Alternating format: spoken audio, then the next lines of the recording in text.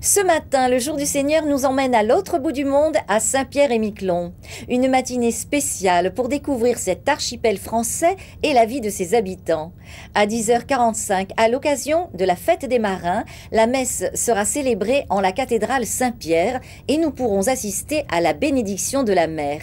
Rejoignons donc tout de suite David Milla en direct de Saint-Pierre-et-Miquelon.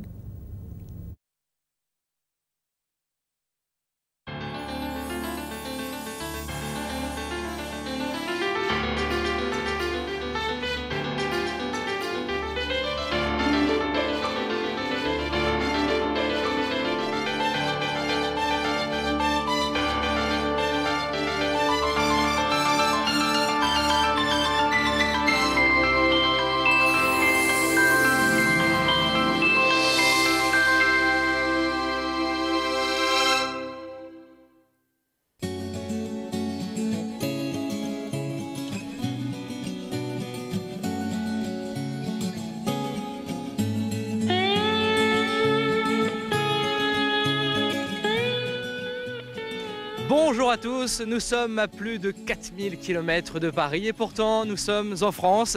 Bienvenue à Saint-Pierre-et-Miquelon, nous sommes au large des côtes canadiennes dans l'Atlantique Nord sur un tout petit archipel où vivent 6000 compatriotes d'outre-mer. Avec eux tout à l'heure nous allons vivre la fête des marins. Ici c'est une grande fête populaire marquée par une grande ferveur religieuse. L'occasion pour nous de découvrir l'âme de ce petit bout de France façonné par la foi des Bretons, des Basques et des Normands qui sont venus s'installer ici il y a plusieurs siècles pour pêcher la morue. Alors aujourd'hui à Saint-Pierre-et-Miquelon, il n'y a plus beaucoup de pêcheurs, mais la tradition marine perdure, comme en témoignent les salines où autrefois on salait la morue. Aujourd'hui, on continue à y vendre la pêche du jour et à entreposer le matériel de pêche.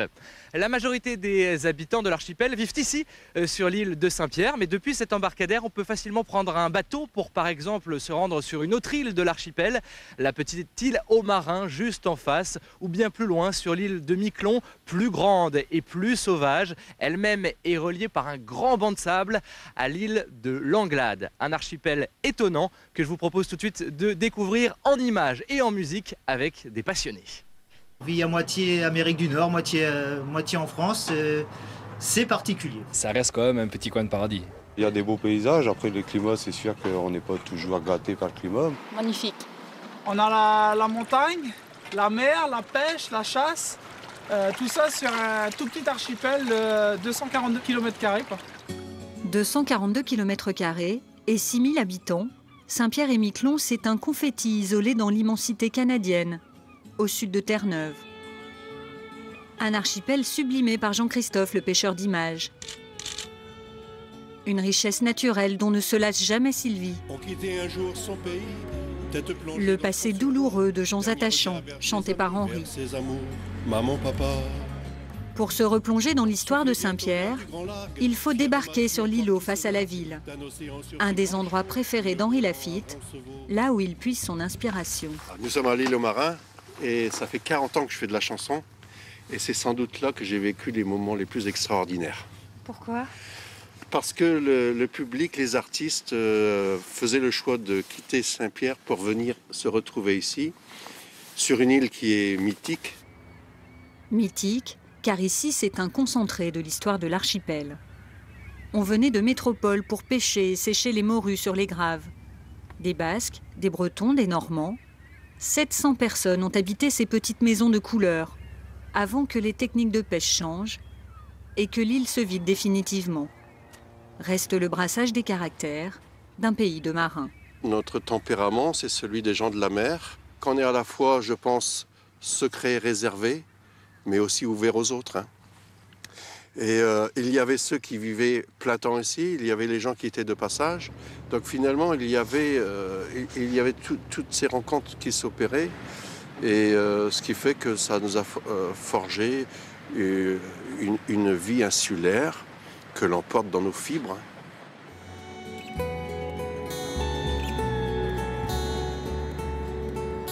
Son appareil photo en bandoulière, Jean-Christophe l'Espagnol saisit son archipel par tous les temps. L'automne et l'hiver sont ses saisons favorites. Le vent glacial ou les tempêtes de neige, ses meilleurs alliés. Moi, je préfère les temps couverts, je préfère le ciel quand il est chargé, je préfère la mer quand elle est mouvementée. Je trouve que c'est le cachet d'une île. Je dirais, moi, c'est mon exotisme à moi. L'archipel n'est jamais aussi beau que recouvert de blanc. Contrairement à ce que l'on imagine, les hivers ne sont pas si rudes. Mais les températures estivales n'atteindront qu'une vingtaine de degrés. Il y a un paysage qui peut être en mouvement, si on peut dire, avec la lumière, le ciel. Par exemple, en hiver, vous pouvez rester une demi-heure au même endroit. Quand la neige tombe et est balayée par le vent, le paysage se modifie continuellement. Je veux dire, il y a des trucs qui apparaissent, d'autres qui disparaissent. Donc on peut rester une heure en contemplation. Je veux dire, on n'aura jamais la même image. Si ce petit bout du monde offre à Jean-Christophe ses meilleurs clichés, Sylvie Allen-Mahé possède ici son paradis. Pour le trouver, il faut se rendre sur l'île de Miquelon, à un quart d'heure d'avion. Plus précisément, sur la lagune du Grand Barachois. Sylvie est une des éminences vertes de l'archipel, inconditionnelle des oiseaux de passage. C'est d'une richesse incroyable, surtout que dès qu'on a quelques degrés où tout se réchauffe, on voit qu'il y a toute une vie qui est en train d'éclore, on va dire à partir du mois d'avril principalement. Et là on a des centaines, voire milliers d'oiseaux qui vont traverser l'archipel. Ce jour-là, les oies bernaches viennent tout juste d'arriver, au milieu des échassiers et des canards noirs qui nichent sur la lagune. Sylvie vient souvent ici, armée de ses indispensables jumelles. Elle nous conduit à l'observatoire perdu au milieu de rien. Dans ce royaume ornithologique, une colonie de phoques se prélasse au soleil.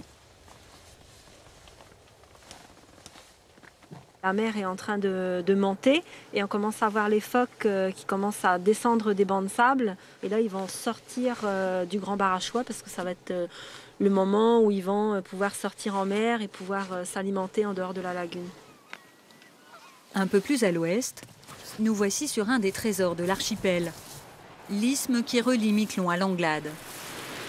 On raconte que la mer démontée a poussé le sable et formé ce cordon de près de 2 km. Des goélettes seraient encore passées à la fin du XVIIIe siècle. Mais aujourd'hui, les écolos de l'île s'alarment. Ici, en fait, on est sur le cordon dunaire qu'on appelle les Buttereaux, qui correspond à la partie ouest du Grand Barachois, qui est en fait le cordon dunaire le plus étroit et le plus fragile de l'isthme. En fait. Si le suivi n'est pas assez important, à terme, dans quelques années, ce cordon n'existera plus. L'érosion naturelle et l'activité humaine ont abîmé les dunes. Alors on tente de les fixer par de l'empaillage et des plantes. Il en va de la survie de Miquelon et Langlade.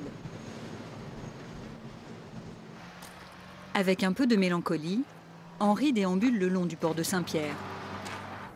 Par la rencontre du courant froid du Labrador et de l'eau chaude du Gulf Stream, les fonds étaient riches en morues. Mais à Saint-Pierre, l'âge d'or de la grande pêche est révolu.